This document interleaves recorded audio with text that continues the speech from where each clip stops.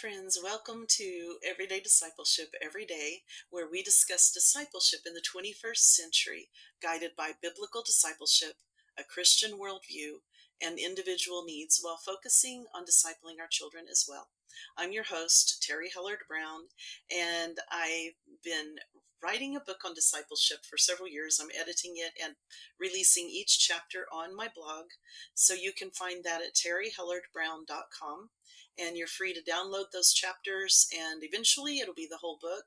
But for now, chapter by chapter, that's kind of what prompted this podcast, really digging into what did Christ mean when he said, make disciples, go and make disciples. And so we've been talking about that. Right now we're on a break between season 2 and 3, and I do these little short videos for the break time in between the seasons, and they're not like our usual interviews and the longer posts. Today, we're going to talk about sensationalism. Our world is obsessed with it. Whether you're on social media trying to get something to go viral, or you're in the church wanting to see miracles and signs and wonders, or you want to pray and someone be miraculously healed, we have a temptation to want the spectacular and to be part of the spectacular. We all, at one time or another, probably have wanted to do something amazing for Jesus. Now, our intentions are probably pure to start with, but when that is what we start seeking after, it can be a real trap. And I had a friend who was really in that trap. He confessed that and just was humbled by how ugly that was when God just showed him how ugly that was. It was so self-focused. And it really spoke to me when he fell on his knees weeping. We were in the middle of a rehearsal, and he just was convicted and fell on his knees before the Lord. And it was really beautiful what God was doing and healing his heart and helping him to recognize that. But that's really what's happening when we seek the sensational. We're focused on ourselves. Sometimes we're wanting God to prove himself to us. We're obsessed with wanting fame. We're obsessed with, I think at the core is wanting to make a real difference in the world. I hope that's at the core, but we need to be really careful. The Bible tells us that we should not be seeking for men to see what we're doing. When we do that, we're like the Pharisees, and then we've received our reward, basically. That's what the Bible says. And so our only reward we're going to get is maybe the applause of people, instead of doing things that honor God and make his name known, and being told by him, well done, thou good and faithful servant. So this is just something I think we need to pray about and watch ourselves, that we don't fall into the trap of wanting to see signs and wonders and miracles all the time, wanting an experience with God, but that we are focused on wanting what's true and wanting what will honor God, not honor ourselves.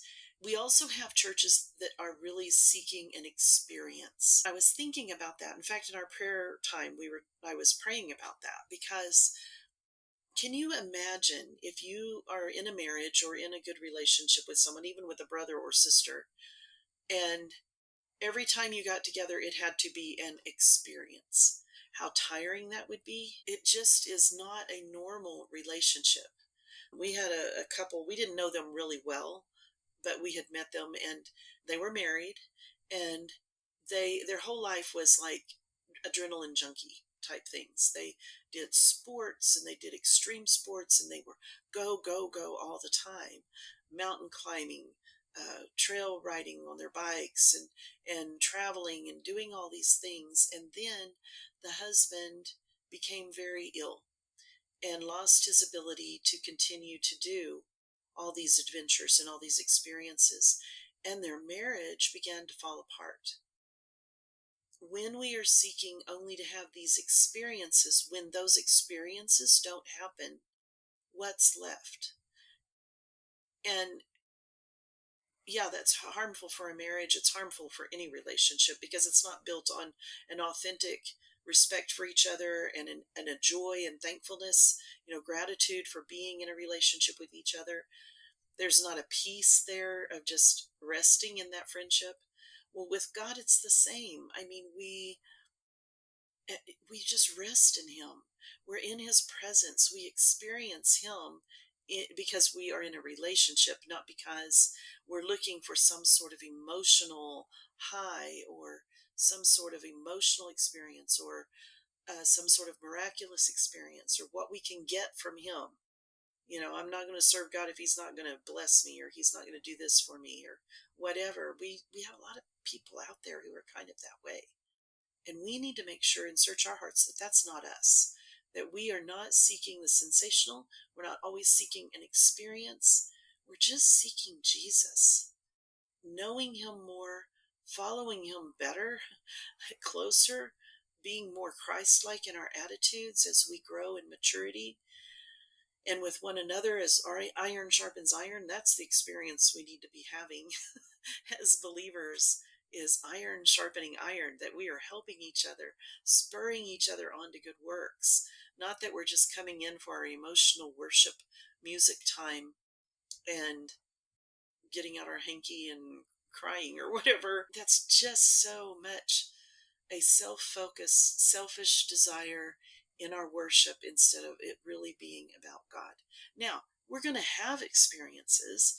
Of course we are. In any relationship, you have experiences, and you have adventures. We'll have lots of adventures with God, but that's not what we're seeking. We're seeking Him. We're seeking to grow our relationship and deepen our relationship with Him and knowing Him more so we can follow Him more closely. And so that's where our focus needs to be. The other things will come if we seek Him first. Everything else will be added in. We'll have wonderful experiences. We'll have plenty of emotional encounters where we are just overwhelmed by His goodness and the beauty of knowing Him and how awesome He is. And also being brought to our knees because of our sinful nature and how sad we are as followers. But we're not seeking that. What we're seeking is Jesus. And what we find is Jesus when we seek Him. So that's what I want to say today. That's what I want to encourage you with today, that we can be true followers of Christ, seeking to follow Him, be obedient to Him. And then if He feels like we need an experience, He'll allow that to happen. He'll bring it. But we aren't seeking it. We get so off track when we do these things, when we start trying to have these emotional experiences, these miraculous experiences, supernatural, like at some of the churches, the Bethel's having these feathers fall, glitter fall from the ceiling, and weirdness. How does that bring you closer to God? How is that honoring God? We need to be careful. And okay, if that happens for real, if something like that happens and it's an experience God gives you, that's whatever it is. But if that's why we're going there, if that's what we're seeking, then our hearts are in the wrong place.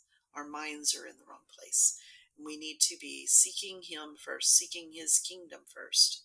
And then all these other things He may choose to add, and He will give us what we need. And that's all we need to worry about. So if that's you, if you're struggling with this, and I do understand if you're struggling with this, I went through a whole phase where, oh my goodness, it was a mess. And I hurt relationships. It was that bad. So if you want to talk about it, we can talk. And I saw what it did to my friend too. It is not benign. It is not a little thing. Do you remember in the scriptures where Jesus went to this one town and all they wanted were for Him to heal people, and they didn't really want to know Him or hear what He had to say, and He didn't heal anybody. He left that town and didn't heal anyone. I think we'll see less of authentic experiences with God the more we seek experiences with God. We may have experiences, but I'm not so sure they're always from God. I think we manufacture things. I think we get emotional and out of control and chaotic, and it doesn't honor God, doesn't glorify Him, and I don't believe it comes from Him. So the Bible has many warnings about this. This is not something I made up. I've experienced the results of this. I know what it's talking about because I've seen it, but I didn't make this up. It's what Jesus was saying. We have to be careful that our focus is in the right place. And as followers of Christ, as disciples of Christ, trying to grow in Him, we need to make sure our focus is in the right place. Well, I'm glad you joined us today, and I look forward to starting season 3. It will be in weeks. I hope you'll join us then. We have some great guests to share who have some great insights to share with you about discipleship and about following Jesus with our whole hearts. And so I hope you'll join us. And our prayer is that we can obey Jesus' command to make disciples as we reach and equip this generation of believers to reach and equip the next generation of believers with everyday discipleship every day.